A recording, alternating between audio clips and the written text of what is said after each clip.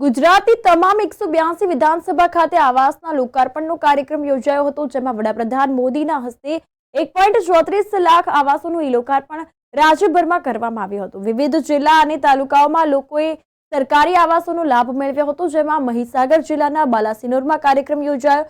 કાર્યક્રમમાં ધારાસભ્ય માનસી ચૌહાણ, તાલુકા પંચાયત પ્રમુખ, લાભાર્થીઓ સહિત વહીવટી તંત્રના લોકો ઉપસ્થિત રહ્યા હતા। ગીર સોમનાથની વાત કરીએ તો ગીર સોમનાથના કોડીનારના એપીએમસી ખાતે પણ આવાસ યોજનાના લાભાર્થીઓએ લાભ લીધો છે।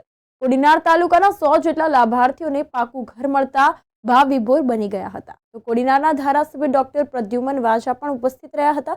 કપડવંજની વાત કરીએ તો કપડવંજમાં પણ ધારાસભ્ય રાજેશ ઝાલાના અધ્યક્ષસ્થાને લાભાર્થીઓને લાભનું વિતરણ કરવામાં આવ્યું હતું। આ અંતર્ગત ધોળકામાં પણ 175 લાભાર્થીઓના આવાસ યોજનાના લાભો લીધા હતા। કાર્યક્રમમાં ધોળકાના ધારાસભ્ય કિરીટસિંહ ડાભી ઉપસ્થિત રહ્યા હતા।